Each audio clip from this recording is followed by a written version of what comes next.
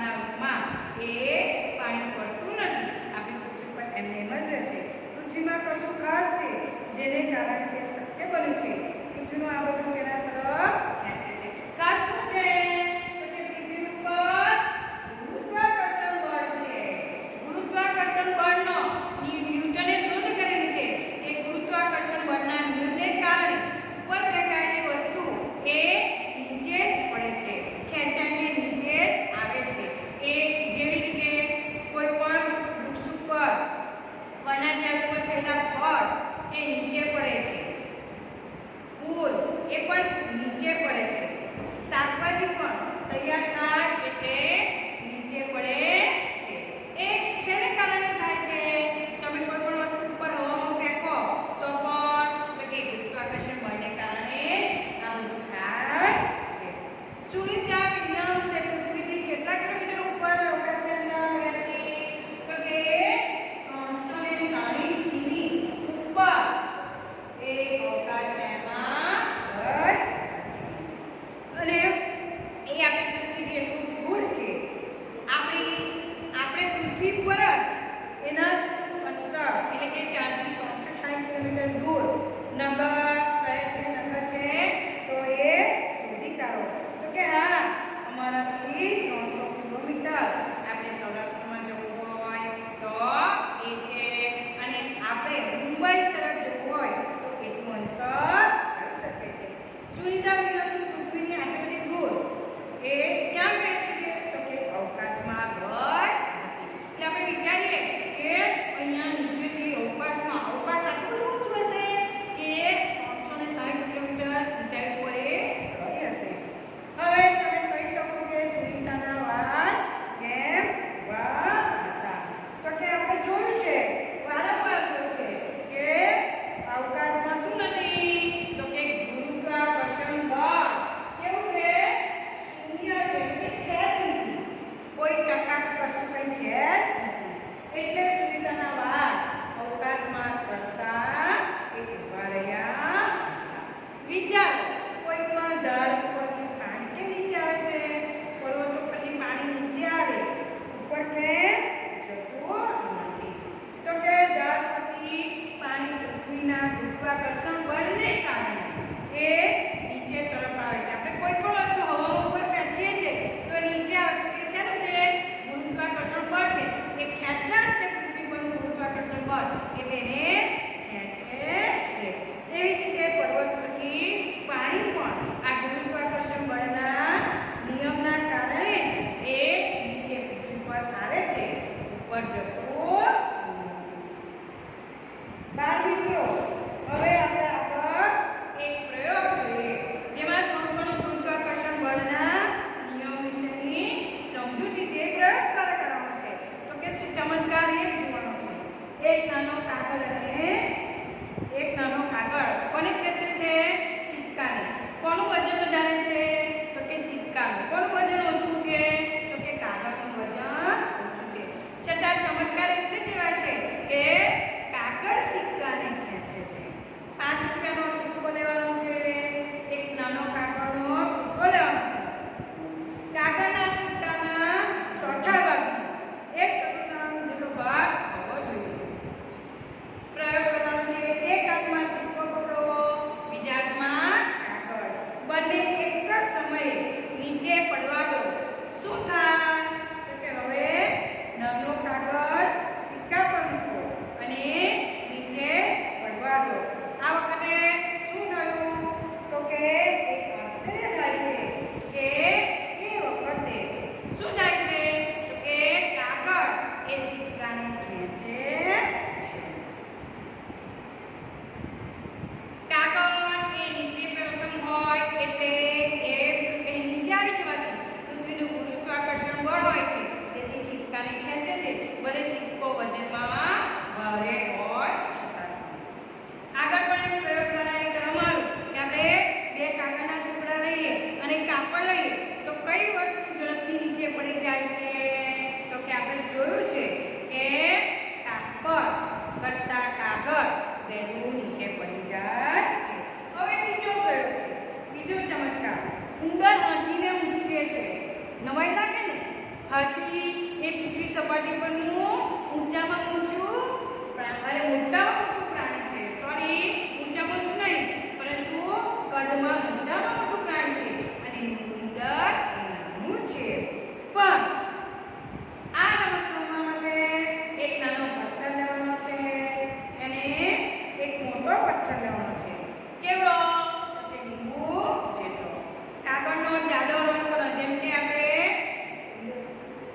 કપડાં સાંધવા માટે જે બોબીન હોય, જે રીલ હોય, તો એનો રીલ જેવો આગળ લેવાનો છે જાડો રોલ કરવા માટે.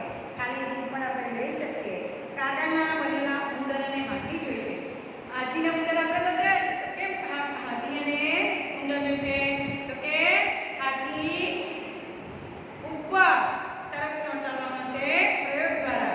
હકીકતમાં નહીં, આપણા પ્રયોગ દ્વારા એ સમજૂતી મેળવવાની. અને ઉંદર એ નીચે રાખવાનો છે. 2 ફૂટ દોરી, લાંબી દોરી લેવાની છે.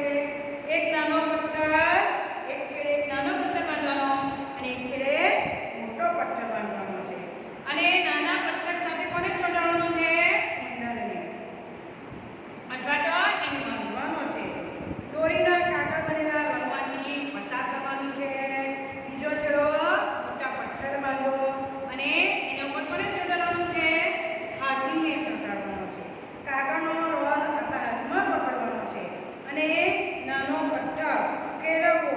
ફેરવવા તમારો હાથ ફેરવો. જેમ કે ચિત્રમાં આપેલું છે. જો આપણા પ્રયોગ દ્વારા જે ચિત્ર છે એ ચિત્રમાં આપેલું છે. પહેલાં આ દોરી બાંધેલી છે, ત્યાર પછી આ ફેરવવામાં આવેલું છે. કાગળને ગોળ ગોળ ફેરવેલું છે તે છે. પણ કોને ખેંચે છે?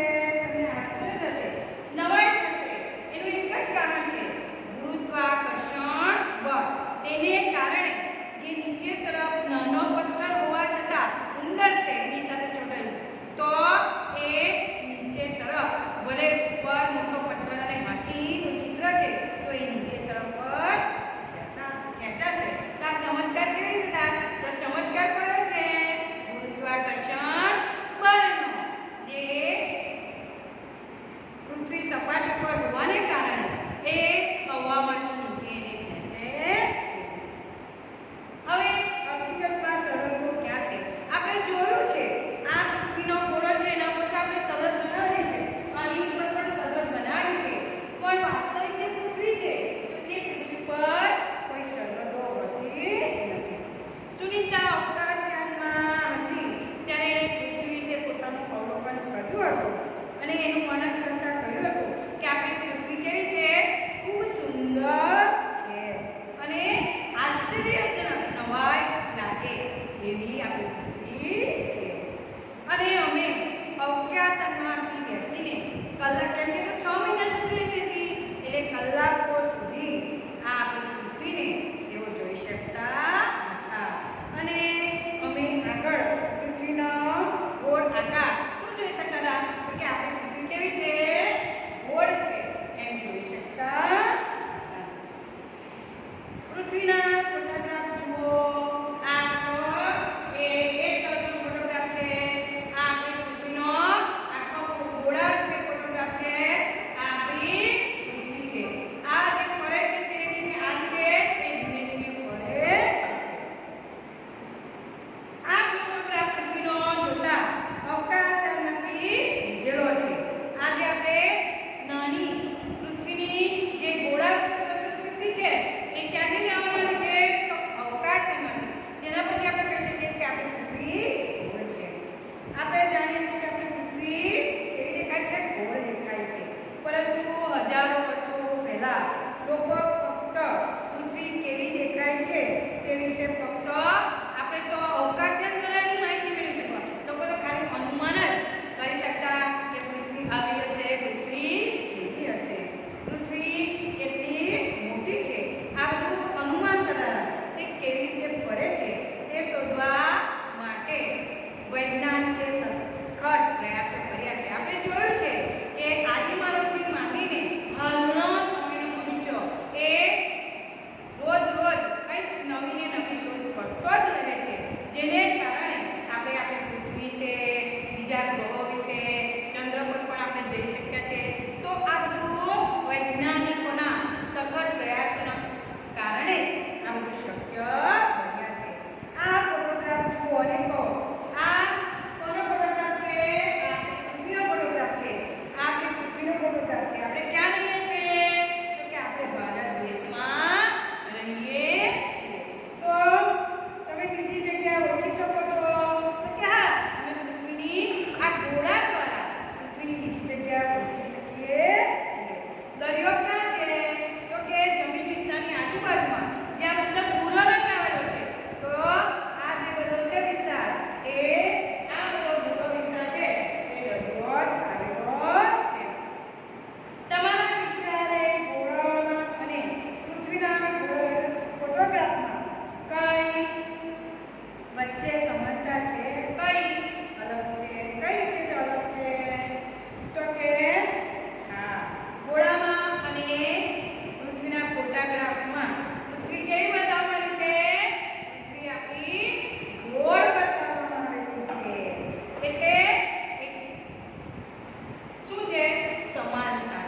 સરખાપણું છે. અલગ એ છે કે પૃથ્વીના ફોટોગ્રાફમાં દેશો અને જગ્યાઓ ઓળખવી મુશ્કેલ છે.